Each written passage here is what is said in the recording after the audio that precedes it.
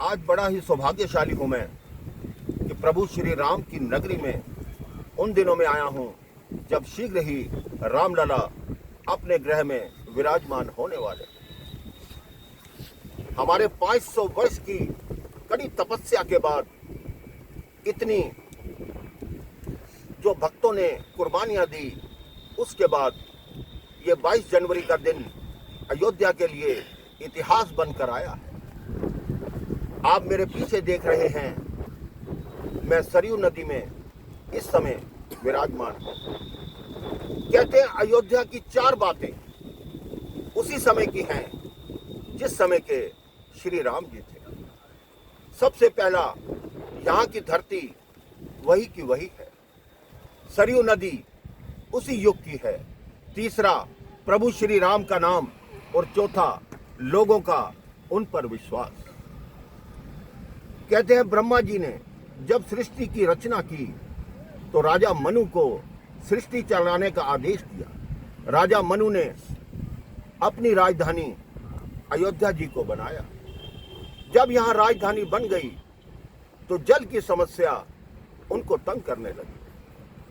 उन्होंने ब्रह्मा जी से पूछा कि मैं क्या करूं। उन्होंने कहा इसका उपाय आपके गुरु वशिष्ठ बताएंगे। गुरु वशिष्ठ ने कहा आप ब्रह्मा जी की तपस्या कीजिए, तभी वो आपको जल लाने का कोई उपाय बताएंगे।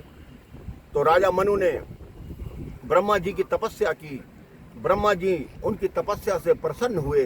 तब उनको बताया कि मेरे कमंडल में एक ऐसी नदी है, जब भगवान शिव का तांडव हुआ था तो भगवान विष्णु के भाव विभोर होकर नेत्रों से जो जल निकला था उसको मैंने अपने कमंडल में रख लिया।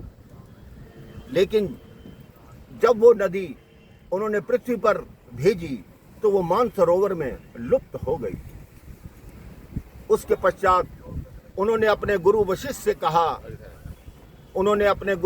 कहा कि अब क्या किया जाए।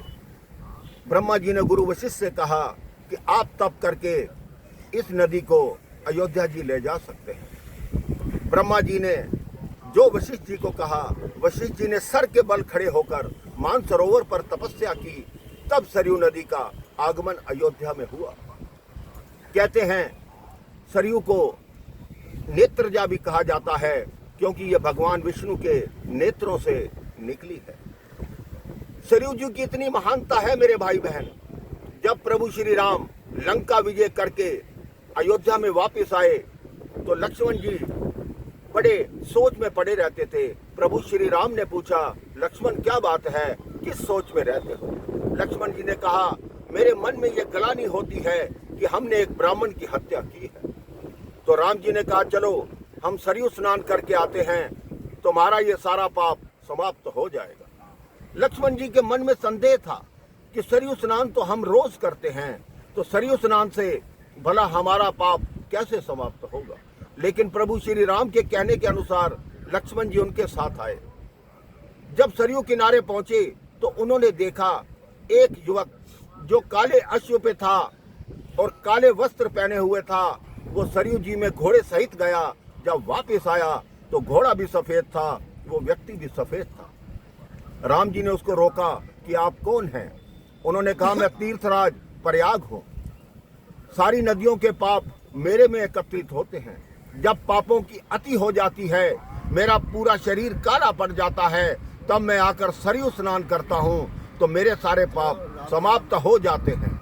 इसके पश्चात प्रभु श्री राम की बात को सुनकर लक्ष्मण जी को विश्वास हो गया कि वाकई ही सरयू की महानता क्या है।